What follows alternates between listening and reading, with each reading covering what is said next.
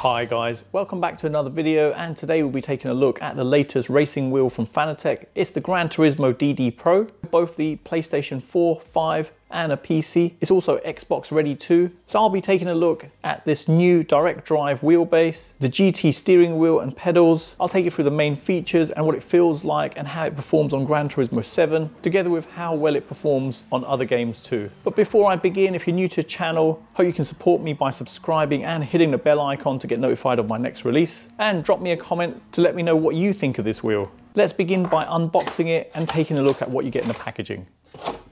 You get a quick start guide and some stickers, the GT steering wheel, a cable to connect the wheelbase to your PlayStation or PC, and it has a USB Type A connection to USB Type C connection, two power cables, one's for the EU, the other one's for the UK, and that's the connector it uses. You get a Torx key and an RJ12 cable for connecting the wheelbase to the pedals, 4 T-nuts, an Allen key, a couple of items for the desk mount. You get a power adapter, you've got 2 parts for the desk clamp, then we have the direct drive wheelbase, and finally the pedals. Let's begin by taking a closer look at the wheelbase. So this is a direct drive wheelbase, meaning the wheel is mounted directly onto the motor and all the force feedback details pass directly onto the wheel, giving the best racing experience compared to a belt or gear driven system. As part of the package, you get a standard power supply, giving a maximum torque of 5 Newton meters, but if you get the optional boost kit 180, this will take it to 8 Newton meters of torque. Just a shame they don't give that by default. The wheelbase looks and feels very much like the CSL DD, but that's only for a PC, Xbox Series X, S and Xbox One. But the DD Pro can work with a PC, PlayStation 4, 5, but it can also work with an Xbox. But for this, you'll need to purchase an Xbox wheel. Now looking at the front and back, it's made of strong plastic and the sides are metal, which acts as a heat sink, hence why it feels pretty heavy. You have notches on the sides and bottom, and these are used for mounting purposes. You'd place the T-nuts in there to allow you to easily mount to a sim cockpit. There's a power button at the front with a slightly better design than the CSL DD, as it allows the T-nuts near the bottom to go all the way along to match the top. On the front, you have the connection point for the wheel. This has a solid feel to it, and turning this, you get a notchy feel, but that's only the case while the wheelbase is off. Coming around the back, there's a round blue trim. You have 4 RJ12 connection points for additional peripherals, so shifter 1, shifter 2, pedals and a handbrake. Below that, we have a Type C connector, and the other end is plugged into your gaming console or PC. And finally, there's the power input. Moving on to the steering wheel, which is designed by Polyphony Digital, who are the developers of Gran Turismo. So it's developed especially for Gran Turismo, but it will work with the majority of other racing games. It's round with a 280mm diameter, and it's straightened off at the bottom. Has rubber grip around the rim and a blue center marker. It's made from plastic but reinforced with fiberglass to make this solid. You have the Gran Turismo logo in the center. There's an LED screen which displays in white. To the side you have the tuning button where you can switch between your different profile settings, and above that is the rev counter, which has been diffused to yellow, red and blue. It has the PlayStation buttons and a unique array of 4 5-way directional sticks, allowing you to individually adjust the traction control, brake balance, etc. There's paddle-like buttons for the L2 and L3, and also R2 and R3. On the back you have the paddle shifts, which are made of plastic and have a clicky sound when you use it. Then there's a plastic twist locking mechanism, but you can upgrade to a quick release adapter, but that's an additional €100. But this is just fine and won't cause you much trouble, especially if you only have one wheel for the base. Now onto the CSL pedals. These come pre-assembled and attached to a plate. They can be easily adjusted if you wanted them closer together. It's constructed of heavy steel, and you have plastic pedal plates that can be adjusted higher if required. And that involves just removing these screws and moving higher and reattaching. You get a brake and accelerator. The brake has a stiffer spring and it's combined with a PU foam damper. Both pedals have a good feel to them. Looking underneath, you have 4 rubber feet and you have a couple of RJ12 connection points. One's used for a clutch and the other one's used for connecting to the wheelbase. You have these 2 metal tubes as part of the package, and that's just used for mounting purposes, and it's placed just underneath where the holes are for the plate. General construction of this is pretty good and has a good solid feel to it. There's a few optional extras that you could get with this. First one being some aluminium pedal plates, which cost around 35 euros. Then there's the load cell kit for the brake, which works off the pressure being applied to the brake, like on a real car, and that comes in at 140 euros. Whereas the brake on this one works off the distance the pedals traveled. And the other optional extra is the clutch kit, which is used in conjunction with a shifter.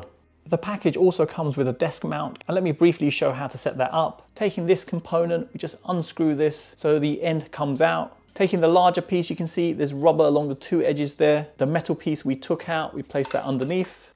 Then we take the other part, there's 2 feet on here. They should be facing towards the rubber area here, and place it in this position. Then we take the screw here and then screw that into position.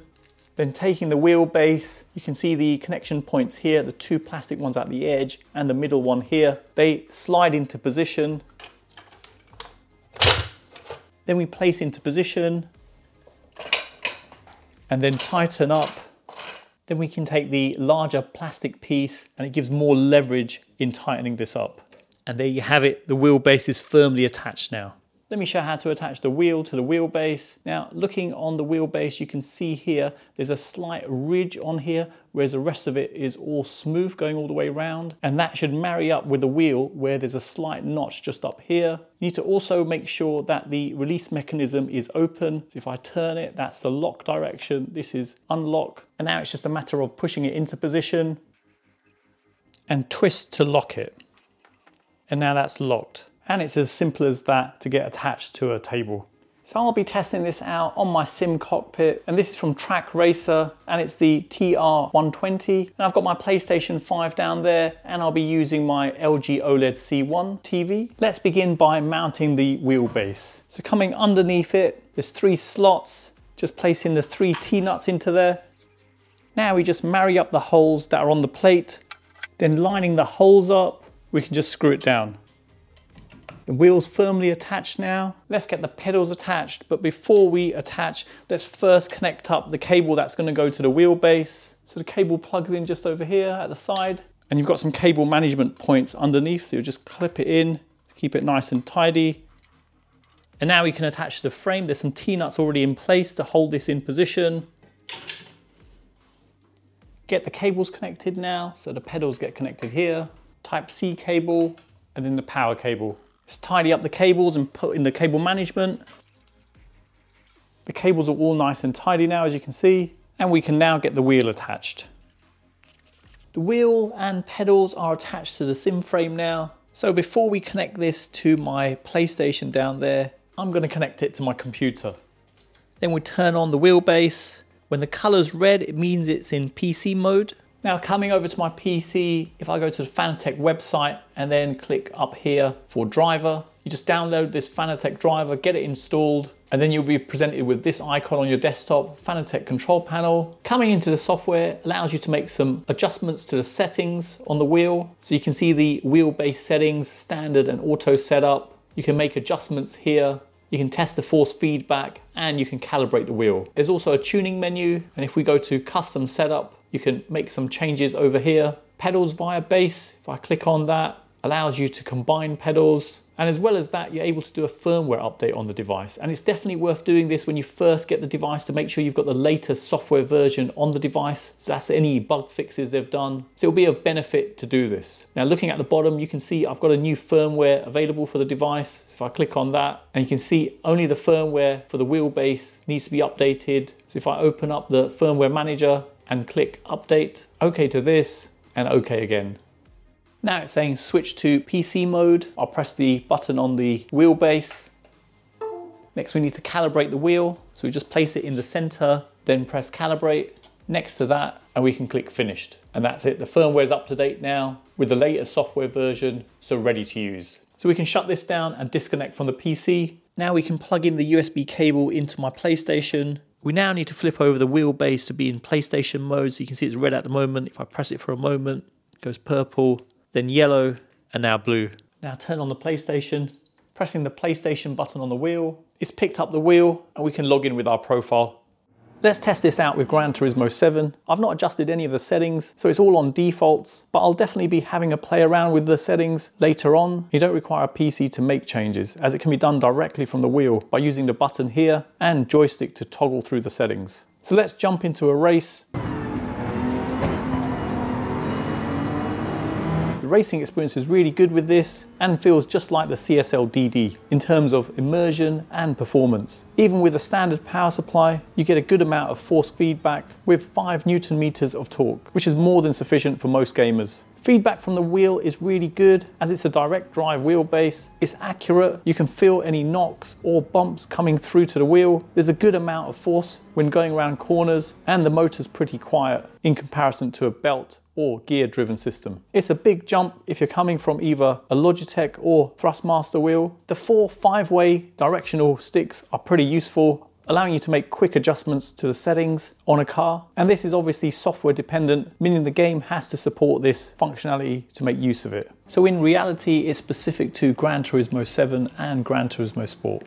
I've also tested out the wheel with the Boost Kit 180. You do get an increase in force feedback, taking it to 8 Newton meters of torque, which is awesome. And I'd say it's a great addition to have. But if you have a limited budget, it's not essential, as even the standard power supply is more than adequate to get a good experience regardless.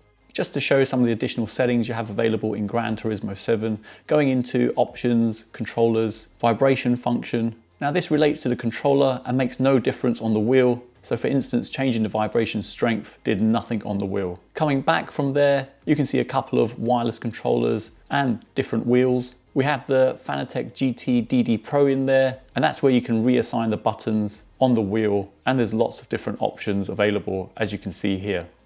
Testing out the wheel on Gran Turismo Sport, Assetto Corsa and Dirt 5, and the experience was excellent with them, except for Assetto Corsa, where force feedback didn't feel that good, just a limp wheel, even though I had the force feedback settings on the wheel at maximum and even set to maximum in the game settings. It made no difference and the car just felt uncontrollable. But on Gran Turismo Sport and Dirt 5, it was great, giving a good amount of immersion through the force feedback. And it was great that the quick adjustments do work on Gran Turismo Sport, but not on the other games.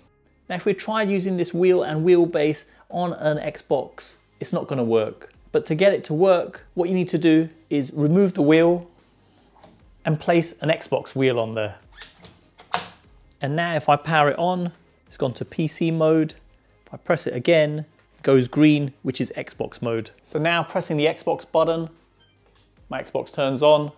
Testing out the wheel on the Xbox with Forza Horizon 4 and 5, together with Assetto Corsa and Dirt 5. Again, the experience is awesome in all the games, and that even includes Assetto Corsa, where the car this time was actually controllable, and you even get a good amount of force feedback from the wheel. It feels just like the CSL DD, and it's great to know it can work with an Xbox. Just a shame you've got to get an additional wheel for it to work.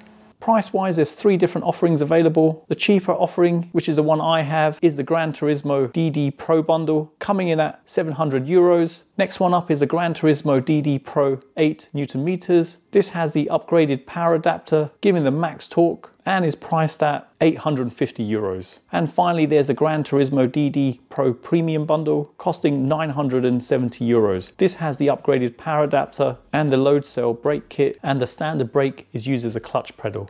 So in summary, I'm really impressed with the new Gran Turismo DD Pro, coming in at the mid-range price bracket and one of the cheapest direct drive wheelbases that Fanatec has to offer. If you're currently using a Logitech or Thrustmaster racing wheel, this is the perfect upgrade to go for. The wheelbase is compatible with a PC, PlayStation 4 and 5, and it can also work with an Xbox, but you'd have to buy an Xbox wheel for it to work. Negatives wise, it's a shame they don't give the higher rated power supply as default. Price wise, it's not the cheapest option, and any additions will bump up that price. It's great that it works with an Xbox, but you'll have to purchase an additional wheel, and for this, it will set you back around €200. So there you go, I hope it's helped anyone thinking of purchasing this. Details are in the description below, including purchasing links. And for those of you who've got to the end of this video, please leave a comment with GT DD Pro, as it's nice to see who got to the end of my videos, and hopefully you guys enjoyed it. You can follow me on Instagram, TikTok, Facebook and Twitter. And if you're new to the channel, I hope you can support me by subscribing and hitting the bell icon to be notified of my next release.